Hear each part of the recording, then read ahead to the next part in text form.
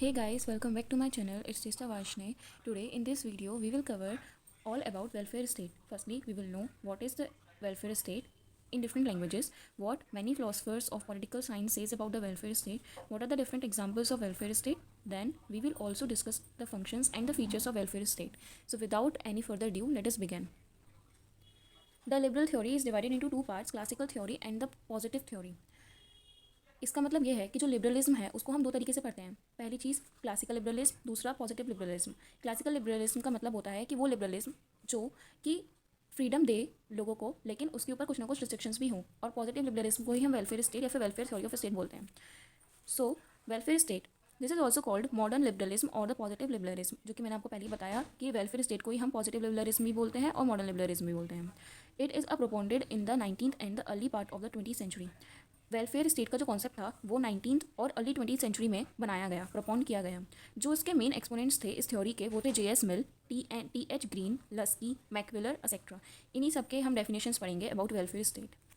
It is emphasised on the positive state with welfare functions. इसका मतलब ये था कि हम वेलफेयर फंक्शंस के साथ एक पॉजिटिव स्टेट बनाएं, मतलब कुछ ऐसे फंक्शंस बनाएं जो कि डिफरेंट ह्यूमन बींग्स को वेलफेयर दें, जिससे कि एक पॉजिटिव स्टेट बनाया जा सके।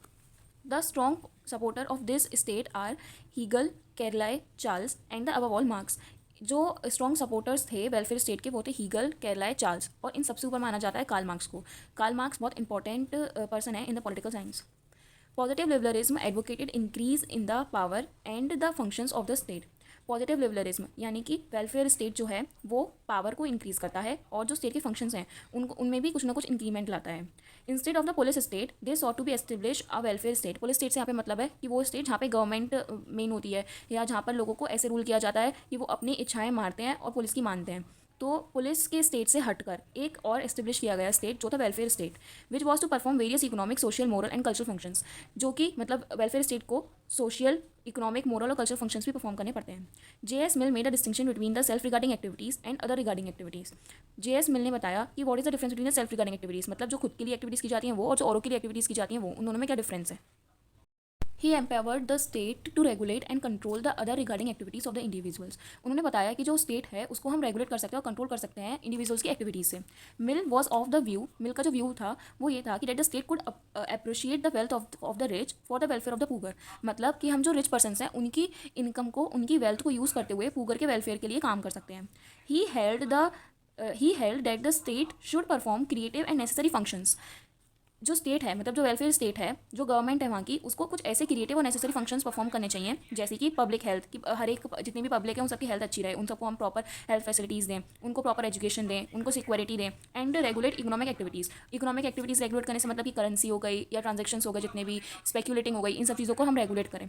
तो जब ये सब चीज़ें एक स्टेट में इन्वॉल्व होती हैं प्रॉपरली, उसी स्टेट को हम बोलते हैं वेलफेयर स्टेट। ये जो डेफिनेशन थी या ये जो बताया गया वेलफेयर स्टेट, वो जो व्यू है वो है J.S. मिल का। Now, after J.S. Mill, we will continue with the T.H. Green. According to T.H. Green, human consciences postulates liberty. Liberty involves rights and rights demand the state. उन्होंने ये बताया कि ह्यूमन जो है वो लिबर्टी चाहता है, मतलब फ्रीडम चाहता है। कि ऑफकोर्स एक ह्यूमन है वो फ्रीडम ही चाहेगा, कोई भी ह्यूमन ये नहीं चाहेगा कि वो औरों के हिसाब से चले। लिबर्टी इन्वॉल्व्स राइट्स, और फ्रीडम का मतलब होता है कि हमें सारे राइट्स मिले, राइट टू फ्रीडम मिले, राइट टू स्पीक मिले, राइट टू एजुकेशन मिले, और कई सारे राइट्स मिले। और राइट्स ही होता है जो कि एक स्टेट की बेसिक नीड होती है।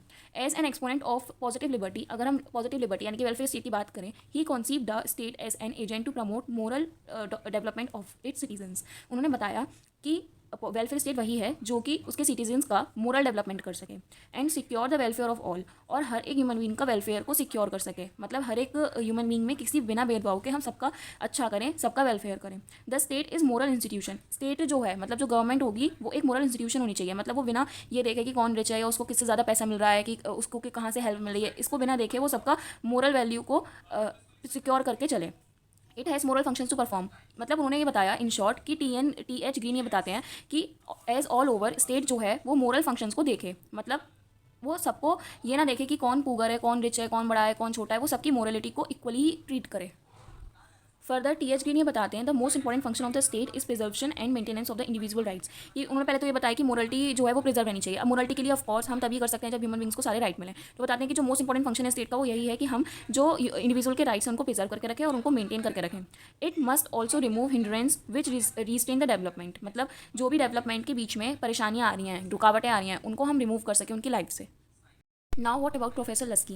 Professor Laski assigned welfare functions to be performed by the state. मतलब उन्होंने कुछ ऐसे फंक्शंस बताए जो कि एक वेलफेयर स्टेट को करने चाहिए। एग्जाम्पल एजुकेशन, सबको एजुकेशन प्रोवाइड करनी चाहिए, housing facilities, insurance facilities, regulation of working hours, मतलब कि कितने टाइम तक एक बंदे को काम करना चाहिए किसी भी फैक्ट्री या फिर किसी भी मिल में जो वो काम कर रहे हैं लेबर्स के लिए, और उनकी वेजेस, उनकी इनकम क्या होनी चाहिए। He interested state with economic functions. उन्होंने कुछ इकोनॉमिक फंक्शंस भी बताया जो कि एक स्टेट को करने चाहिए, जैसे कि टू कंट्रोल द प्रोडक्शन को कंट्रोल करना, ना प्रोडक्शन ना सप्लाई से ज़्यादा हो, मतलब जितनी उसकी डिमांड नहीं है उससे कहीं ज़्यादा हमने प्रोडक्शन कर दिया तो वो वेस्ट ही जाएगा, या लोग क्या करेंगे उसको stock as a stock use करेंगे और फिर बाद में उसको हाई मतलब ज़्यादा दामों पे बेचेंगे। तो इससे क्या होगा कि जो लोग पुअर हैं वो लोग नहीं खरीद पाएंगे और उनके साथ अनफेयर होगा। तो इसलिए उन्होंने बोला कि कंट्रोल रहना चाहिए प्रोडक्शन पर। डिस्ट्रीब्यूशन होना चाहिए एसेंशियल कम्युनिटीज़ का, जैसे कि पानी या खाना है, ये बहुत एसेंशियल कम्युनिटीज़ हमारे लिए, तो इसका डिस्ट्रीब्यूशन भी एक स्टेट को करना चाहिए, एक वेलफेयर स्टेट को करना चाहिए। The state must protect the rights and liberty of its citizens. ये मैं आपको पहले भी बता चुकी हूँ कि सबने यही कहा है कि एक वेलफेयर स्टेट वही है जहाँ पे सिटीजंस के राइट और उनकी लिबर्टी को प्रोटेक्ट किया जाए। तो उन्होंने भी यही कहा प्रोफेसर लस्की ने कि जो सिटीजंस हैं उनके राइट्स और उनकी लिबर्टी को प्रोटेक्ट करना आना चाहिए एक स्टेट को, वही वेलफेयर स्टेट है। It must also concern it self with the interest of the working class. मतलब कि जो वर्किंग क्लास है, जो लोग काम करते हैं, उनके इंटरेस्ट को भी देखना चाहिए और उनको गार्ड करना चाहिए कि वो दूसरों को एक्सप्लॉइट ना करें। कि बहुत से ऐसे ही होते हैं, हम आजकल ये केसेस सुनते रहते हैं कि एक बड़ी इंडस्ट्री है और उसने क्या करा कि जो लेबर्स हैं उनको बहुत ज़्यादा काम करवाया लेकिन उनको इतनी वेजेस नहीं दी। उनके वर्किंग आवर्स 8 आवर्स थे लेकिन उन्होंने ओवर टाइम उनको काम करा लिया, अपना प्रोडक्शन करा लिया और उनके पैसे भी मार लिए। उन्होंने कहा कि इस चीज़ को गार्ड करना चाहिए कि एक्सप्लॉइटेशन वो लोग ना करें, और वर्किंग क्लासेस जो हैं उन पर अपना रेगुलेशन करना चाहिए, उनसे पूरी फाइल वगैरह मांगे, उनसे रिपोर्ट मांगे कि आपने कितना काम कराया, कितनी लेबर लगा रहे हैं आप, इस तरीके से। Nextly he says that the welfare state is a form of the government, कि वेलफेयर स्टेट एक गवर्नमेंट की ऐसी फॉर्म है in which the state protects and promotes the economic and the social wellbeing of all the citizens. मतलब ये वो एक form है गवर्नमेंट की जहाँ पर जो गवर्नमेंट है वो हर एक सिटीजन के इकोनॉमिक और सोशल वेलबिंग पर ध्यान देती है कि वो इकोनॉमिकली और सोशली सबके बराबर हो, सबके इक्वल हो, based upon the principles of equal opportunity. किस तरीके से वो इस चीज़ पर ध्यान देती है कि वो सबको इक्वल अपॉर्चुनिटी प्रोवाइड कराएं, कि अगर कोई रिच है तो उसका मतलब ये नहीं है कि सिर्फ वही पढ़ सकता है, पूरा इंसान भी पढ़े, मतलब उनको अपॉर्चुनिटी इक्वल दी गई है। इक्वल डिस्ट्रीब्यूशन ऑफ वेल्थ, मतलब ऐसा ना हो कि कोई ज़्यादा मतलब रिच हो जाए, कोई ज़्यादा पुअर हो जाए। बोलते हैं ना कि rich becomes richer and poor becomes poor in the under develop country. तो यही कहते हैं कि डिस्ट्रीब्यूशन जो है वेल्थ का वो इक्वली होना चाहिए। जो बेसिक नीड्स हैं वो सबको प्रोवाइड होना चाहिए। बेसिक नीड्स मतलब रोटी कपड़ा मकान, कि it is provided to all the peoples, should be fulfill such as food cloth and shelter. रोटी कपड़ा मकान सबको मिलना चाहिए। जो most of the modern countries हैं वो सबकी सब वेलफेयर स्टेट के कुछ ना कुछ एलिमेंट्स को परफॉर्म करती हैं, तभी वो आजकल मॉडर्न कंट्रीज़ बन रही हैं, आजकल वो डेवलप हैं क्योंकि वो वेलफेयर स्टेट की साइकोलॉजी पर, उसकी थ्योरी पर रन कर रही हैं। Now we will see some definitions about welfare state of different political thinkers. First of all, G.D.H. Cole, ये एक famous political thinker है, उन्होंने ये बताया कि welfare state is a society in which on ensure minimum standard of living and opportunity becomes the position of every citizen. मतलब welfare state एक वो स्टेट है, वो सोसाइटी है जहाँ पर हर एक इंडिविजुअल को, हर एक सिटीजन को उसकी मिनिमम स्टैंडर्ड ऑफ लिविंग मिले, मतलब बेसिक नीड्स उसको मिले ताकि वो अपनी ज़िंदगी अच्छे से बिता पाए, और उसको अपॉर्चुनिटी जो है वो ज़्यादा से ज़्यादा मिलना चाहिए। कि मतलब हर एक सिटीजन की जो पोजीशन है, उसका जो बोलते हैं लगाव है, वो अपॉर्चुनिटी कि उसको हर एक चीज़ की अपॉर्चुनिटी मिले, एजुकेशन की भी अपॉर्चुनिटी मिले। ये ना हो कि वो पढ़ तो लिया लेकिन उसको जॉब नहीं मिल रही क्योंकि उसको वो पुअर है या वो लोअर कास्ट है, तो इसलिए अपॉर्चुनिटी सबको मिलनी चाहिए। T.W. कांत ने बोला कि अ welfare state is a state that provides for all it's citizens a wide range of social services. मतलब ये वो स्टेट है, वो सोसाइटी है जहाँ पर हर एक सिटीजन को ज़्यादा से ज़्यादा सोशल सर्विसेज मिले, कि भाई एजुकेशन, हॉस्पिटलिटी, नरिशमेंट, या हम बोलें सैनिटाइजेशन, ऐसी जो फैसिलिटीज़ हैं जो सोशली सबको मिलनी चाहिए, वो सारी की सारी हर एक सिटीजन को मिलनी चाहिए। ये T.W. कांत ने बोला। Now, Arthur Sexenzer said that the welfare state is a society or system wherein government agrees to underwrite certain level of employment, income, education, medical aid, social security and housing for all its citizens. मतलब welfare state एक वो society है, वो system है जहाँ पर government ये agree करती है कि employment, income, education, medical aid, social security और हाउसिंग हर एक सिटीजन को इक्वली मिलनी चाहिए। उनको इस तरीके से मिलनी चाहिए कि वो अपनी जो लाइफ है उसको या तो सुधार सके, या अगर उनकी लाइफ बेकार चल रही है तो उसको इंप्रूव कर सकें या अच्छे से अपनी लाइफ को व्यतीत कर सकें। ये बोला अर्थ ने। हमने 3 पढ़ी। Now let us discuss about the examples of welfare state. Welfare state में हमने ये देखा कि ये वो स्टेट है जहाँ पर सबका वेलफेयर हो, सबको इक्वल अपॉर्चुनिटीज़ मिले, सबको इक्वल चांसेस मिले आगे बढ़ने के। आगे बढ़ने से पहले मैं आप सबको बताना चाहूँगी कि अगर आप लोगों को आर्टिस्टिक वर्ड या फिर पॉलिटिकल साइंस या हिस्ट्री या किसी भी चीज़ की फ़ाइल वगैरह देखने का शौक़ है, पेंटिंग सीखने का शौक़ है या स्केचेस सीखने का शौक़ है, तो आप लोग मेरा जो दूसरा चैनल है स्टूडेंट्स मटेरियल हियर नाम से, वो लोग जाके चेक कर सकते हैं। मैं उसकी लिंक डिस्क्रिप्शन में दे दूँगी। और प्लीज़ अगर आपको ये वीडियो पसंद आए तो वीडियो को लाइक करें, अपने दोस्तों के साथ शेयर करें और चैनल को सब्सक्राइब करे बिना ना जाएँ। Thank you. लोगों का वेलफेयर करने के लिए हमें कुछ चीज़ों की नीड रहती है, जो कि कुछ एग्जांपल्स हैं वेलफेयर स्टेट के, उससे क्लियर हो जाएगा आप लोगों को। जैसे कि अनएम्प्लॉयमेंट इंश्योरेंस प्रोग्राम्स की, मतलब जो लोग बेरोजगार हैं, जो लोग अनएम्प्लॉयड हैं, उसके लिए कुछ ऐसे इंश्योरेंस प्रोग्राम खोले जाएं ताकि वो लोग एम्प्लॉयड हो सकें, अपनी फैमिली की सारी विशेष पूरी कर सकें, अपनी लाइफ को यूटिलाइज कर सकें। लोगों को सोशल सिक्योरिटी पूरी अच्छे से मिले, कि मतलब वो सोशली सबके आगे बढ़े, उनको सिक्योरिटी हो अच्छे से, गुड एनवायरमेंट हो। मतलब बहुत सारे लोग होते हैं कि अपने बच्चों को बाहर नहीं निकलते, खुद भी बाहर नहीं जाते या किसी स्कूल में एडमिशन नहीं कराते, सिर्फ इसलिए कि वहाँ का एनवायरमेंट अच्छा नहीं होता। इसलिए जो सोसाइटी है उसका एनवायरमेंट अच्छा रखना चाहिए एक स्टेट को, जो कि वेलफेयर सबके लिए काम करना चाहता है उसको। There should be a good infrastructure, मतलब रोड्स और जितनी भी और अलग फैसिलिटीज़ होती है जो कि इंफ्रास्ट्रक्चर के अंदर आती हैं, जैसे कि school, hospitals, electricity, roads, water supply, ये सब चीज़ें जो होनी चाहिए वो एक अच्छी होनी चाहिए, क्योंकि इन्हीं सब चीज़ों से एक बंदा, एक इंडिविजुअल अपनी लाइफ को अच्छे से यूटिलाइज कर पाता है, अच्छे अच्छे कामों में अपना योगदान दे पाता है। अगर उनको इंफ्रास्ट्रक्चर अच्छा नहीं मिलेगा तो वो लोग आगे नहीं बढ़ पाएंगे। तो इसलिए वेलफेयर पेमेंट्स भी होनी चाहिए उन लोगों के लिए जो कि अनेबल टू वर्क हैं, जैसे कि कोई मेंटली डिस्टर्ब्ड है तो वो काम नहीं कर सकते, तो इसलिए उनको ऐसे वेलफेयर पेमेंट्स, जैसे मनरेगा के बारे में पढ़ते हैं, उसमें क्या होता है कि जो लेबर हैं जिनको काम नहीं मिलता तो उसमें हर महीने कुछ ना कुछ ऐसा काम दे देते हैं उनको कि उनको 100 रुपये दिन के मिलते हैं। तो उससे क्या होता है कि एक पेमेंट दे दी उनको ताकि वो काम कर लें। अगर किसी दिन उनको कुछ काम नहीं मिल पाया, सरकार की तरफ से कोई प्रोजेक्ट नहीं हुआ लॉन्च, कि उनको काम नहीं मिल पाया, तो उनको वो सरकार 100 रुपये अपने आप दे देगी। तो इसका मतलब क्या होगा कि बिना काम के भी उनको पेमेंट मिल गई। तो ऐसे ही होना चाहिए कि जो लोग काम नहीं कर पाते हैं या अनेबल हैं वर्क के लिए, उनको वेलफेयर पेमेंट्स देनी चाहिए ताकि वो अपनी भी लाइफ अच्छे से जी सकें। So moving further, now we will study the features of a welfare state. The main feature of the welfare state is to provide basic necessities like education, house, food, shelter, etc. to the citizens of the state, irrespective of their caste, religion, sex, race, etc. मतलब कि जो main feature है welfare state का वो ये है कि एक स्टेट जो है वो बेसिक नेसेसिटीज़ जैसे कि एजुकेशन हो गई, हाउस हो गया, शेल्टर हो गया, फूड हो गया, ये सब चीज़ें अपने सभी सिटीजन्स को स्टेट के प्रोवाइड कराए, इर्रेस्पेक्टिव मतलब उनकी कास्ट, उनका रिलीजन, कि वो मैन है कि वुमेन है, उनकी रेस क्या है, उनका कलर क्या है, वो कौन सी जाति से बिलोंग करते हैं, कौन से धर्म से बिलोंग करते हैं, इन सब चीज़ों को मतलब अमान्य रखते हुए, मतलब इन चीज़ों पर ध्यान ना देते हुए वो सारी की सारी बेसिक नेसेसिटीज़ हर एक सिटीजन को प्रोवाइड कराए, वही एक वेलफेयर स्टेट है। The welfare state thinks about the welfare of all the peoples, मतलब वेलफेयर स्टेट जो है वो हर एक बंदे का, मतलब चाहे वो बंदा कोई भी हो, हर एक बंदे का वेलफेयर करने का सोचता है। They try to make their life happy and prosperous, वो हर एक बंदा मतलब हर एक सिटीजन की लाइफ को हैप्पी और प्रॉस्परस बनाने का ट्राई करता है, प्रयास करता है। Another feature is that the welfare state give employment to the citizens, मतलब जो लोग अनएम्प्लॉयड है, जो वेलफेयर स्टेट के जो भी गवर्नमेंट होगी या जो भी उसको गवर्न करने के लोग होंगे, वो सब ट्राई करते हैं कि जो अनएम्प्लॉयड पीपल्स हैं उनको एम्प्लॉयमेंट दी जाए या उनको कुछ ना कुछ वेजेस दी जाए। मैंने आपको उसमें बताया था एग्जाम्पल में कि देयर शुड बी सम मतलब कुछ अनएम्प्लॉयड पीपल्स के लिए कुछ पेमेंट होनी चाहिए, या उन पीपल्स के लिए जो अनेबल टू वर्क है उनके लिए तो एम्प्लॉयमेंट देने की नीड रहती है यहाँ पे सिटीजन्स को। They make laws and policies which suit to the cities to the entire community, not only particular region, मतलब कुछ ऐसी लॉज और कुछ ऐसे पॉलिसीज बनाए जाते हैं जो कि पूरी की पूरी कम्युनिटी मतलब हर एक सिटीजन को सूट करे, एक पर्टिकुलर रीजन को नहीं। जैसे कि अगर हम रिजर्वेशन की बात करें तो रिजर्वेशन सिर्फ और सिर्फ लोअर कास्ट या फिर जो लोग इकोनॉमिकली वीक हैं उनके लिए होता है, हर एक के लिए नहीं होता। तो यही चीज़ है कि एक पर्टिकुलर रीजन को जो सूट ना करे, उनको सिर्फ सपोर्ट ना करे, वो हर एक पूरी एंटायर कम्युनिटी को सपोर्ट करे, ऐसे लॉज ऐसी पॉलिसीज बनाई जाती हैं वेलफेयर स्टेट में। The welfare state provide security, rights, facilities, laws, policies to make the people of the state ensure that they are safe and secure.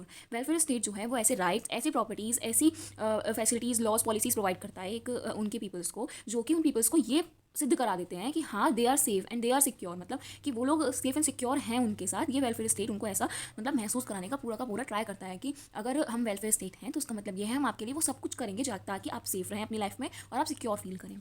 There is no influence of private sector, कोई private sector का influence नहीं होता, क्योंकि as private sector only thinks to make profit. ये तो सीधी सी बात हम सभी जानते हैं कि प्राइवेट सेक्टर हमेशा ये सोचता है कि ज़्यादा से ज़्यादा उसको कैसे प्रॉफिट हो, चाहे उसके लिए उसको गलत काम करने पड़े या लोगों के साथ मतलब उनको, जैसे मैंने आपको पहले भी एग्जाम्पल दिया कि बहुत सारी इंडस्ट्रीज ऐसी होती हैं जो लोगों से काम ज़्यादा करा लेती हैं लेकिन उनके पैसे मार लेती हैं क्योंकि उनको प्रॉफिट हो। ठीक है, तो प्राइवेट सेक्टर यहाँ पे नहीं होता, क्योंकि प्राइवेट सेक्टर का सिर्फ मोटिव होता है कि वो अपना प्रॉफिट कमाएं, अपना भला देखें and give their priority to the rich peoples. और वो रिच पीपल को प्रायोरिटी देते हैं क्योंकि रिच पीपल से उनको इन्वेस्टमेंट मिलता है, और इन्वेस्टमेंट मिलता है तो उनका बिजनेस ठीक चलता है।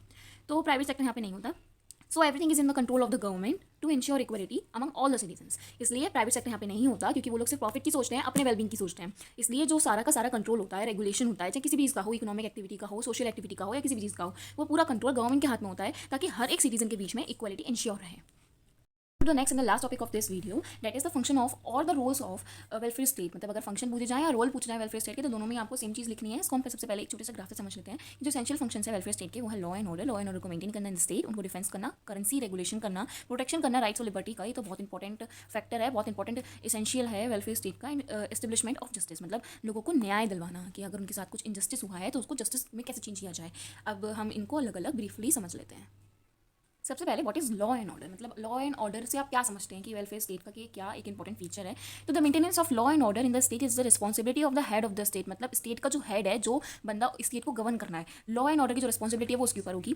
The welfare state deals with the equality, मैंने आपको पहले भी बताया कि वेलफेयर स्टेट का मतलब भी यही होता है कि हर एक बंदा इक्वल फील करे, कोई भी डिस्क्रिमिनेशन ना हो। And for that the maintenance of law and order is necessary, उसके लिए लॉ और ऑर्डर होना बहुत जरूरी है। मतलब अगर लॉ अच्छा होगा और जो ऑर्डर दिए जा रहे हैं, जो कमांड दी जा रही है वो अच्छी होगी, वो सब ठीक होगा, तो ऑफकोर्स इक्वलिटी बनी रहेगी लोगों के बीच और लोग जो हैं वो अच्छे से अपनी प्रॉस्पेरस लाइफ जी पाएंगे। Moving to the next, next is defence. So for the welfare of the peoples, मतलब पीपल्स के वेलफेयर के लिए the most important factor is the defence. मतलब सबसे इंपॉर्टेंट फैक्टर जो है वो एक डिफेंस को भी माना जाता है. If the defence facility of the state is not good, अगर डिफेंस फैसिलिटी जो है वो अच्छी नहीं है कोई भी स्टेट की, तो उसका मतलब क्या हुआ कि जो एक्सटर्नल इन्फ्लुएंस रहेगा लोगों का, वो मतलब अच्छा खासा रहेगा. कोई डिफेंस ही नहीं है उनके पास अपने मेंबर्स को, अपने सिटीजन्स को प्रोटेक्ट करने के लिए, तो एक्सटर्नल इन्फ्लुएंस मतलब ज़्यादा रहेगा, which can harm the sovereignty of the state also. मतलब स्टेट की सोबर्निटी से हम लोग क्या समझते हैं कि it is the external supremacy and the internal मतलब वेलबींग. मतलब इंटरनल भी हम लोग सब देखते हैं कि इंटरनली लोगों के बीच में वॉर वगैरह ना हो, और एक्सटर्नल से भी कोई सुपरमेसी अपनी ना दिखाए. तो अगर डिफेंस नहीं होगी तो ऑफकोर्स एक्सटर्नल मतलब बाहर से लोग ज़्यादा आ जाएंगे, हम अटैक कर सकते हैं, तो उससे क्या होगा कि लोगों को